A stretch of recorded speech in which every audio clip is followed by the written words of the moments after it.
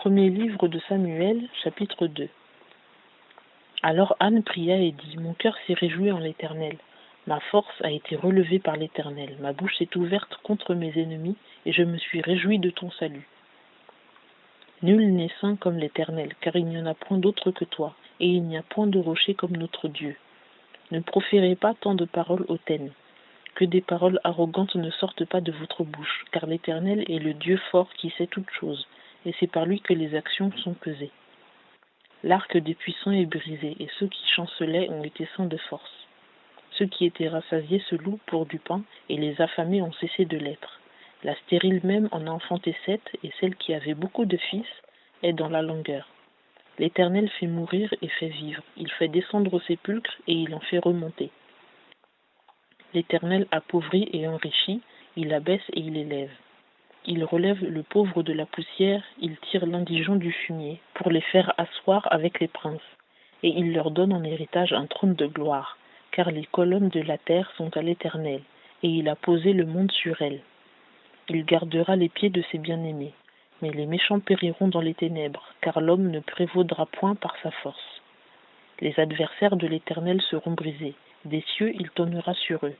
L'Éternel jugera les extrémités de la terre. Il donnera la force à son roi, et il élèvera la corne de son oin. Et Elkana s'en alla à Rama en sa maison, mais l'enfant resta au service de l'Éternel en présence d'Élie, le sacrificateur. Or les fils d'Élie étaient des scélérats, ils ne connaissaient point l'Éternel. Et voici la coutume de ces sacrificateurs à l'égard du peuple. Quand quelqu'un faisait un sacrifice, le garçon du sacrificateur venait, lorsqu'on faisait bouillir la chair, ayant en sa main la fourchette à 3 dents. Et il piquait dans la chaudière, ou dans le chaudron, ou dans la marmite, ou dans le pot. Le sacrificateur prenait pour lui tout ce que la fourchette enlevait. C'est ainsi qu'il faisait à tous ceux d'Israël qui venaient là, à Silo.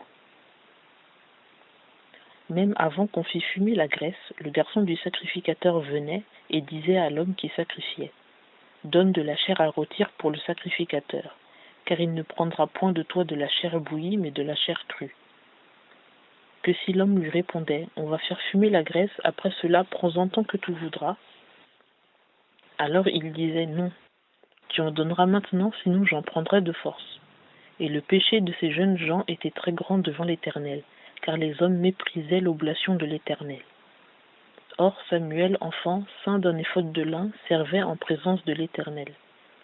Et sa mère lui faisait un petit manteau qu'elle lui apportait tous les ans quand elle montait avec son mari, pour offrir le sacrifice annuel.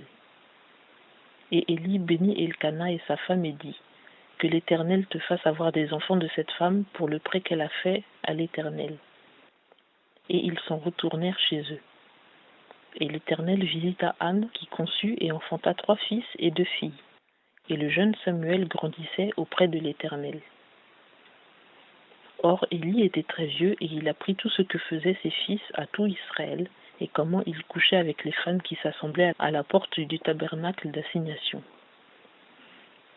Et il leur dit, « Pourquoi faites-vous de telles choses?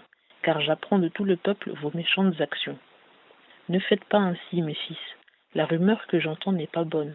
Vous faites transgresser le peuple de l'Éternel. Si un homme pêche contre un autre homme, Dieu le jugera. Mais si quelqu'un pêche contre l'Éternel, qui interviendra pour lui? » Mais ils n'obéirent point à la voix de leur père, car l'Éternel voulut les faire mourir. Cependant le jeune Samuel allait croissant, et il était agréable à l'Éternel et aux hommes. Or un homme de Dieu vint vers Élie et lui dit, « Ainsi a dit l'Éternel, ne me suis-je pas manifesté à la maison de ton père quand ils étaient en Égypte dans la maison de Pharaon? Et je l'ai choisi d'entre toutes les tribus d'Israël pour être mon sacrificateur, pour offrir sur mon autel, pour faire fumer les parfums et porter les fautes devant moi, et j'ai donné à la maison de ton père toutes les oblations des enfants d'Israël faites par le feu. Pourquoi avez-vous foulé aux pieds mon sacrifice et mon oblation que j'ai commandé de faire dans ma demeure? Et pourquoi as-tu honoré tes fils plus que moi, pour vous engraisser du meilleur de toutes les offrandes d'Israël, mon peuple? C'est pourquoi l'Éternel, le Dieu d'Israël, dit, « J'avais dit que ta maison et la maison de ton père marcheraient devant moi à jamais. Mais maintenant l'Éternel dit, « Loin de moi cette pensée, car j'honorerai ceux qui m'honorent, mais ceux qui me méprisent seront méprisés.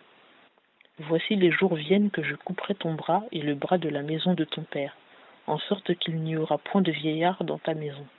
Et tu verras un ennemi dans ma demeure, pendant que Dieu enverra toutes sortes de biens en Israël, et il n'y aura plus jamais de vieillard en ta maison.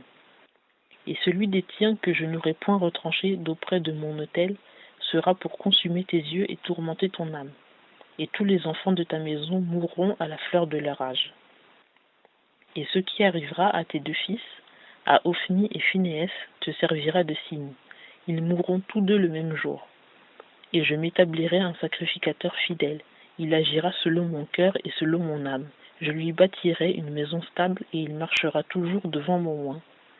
Et quiconque sera demeuré de reste de ta maison viendra se prosterner devant lui pour avoir une pièce d'argent et un morceau de pain, et lui dira: Fais-moi entrer, je te prie, dans une des charges du sacerdoce, pour manger un morceau de pain.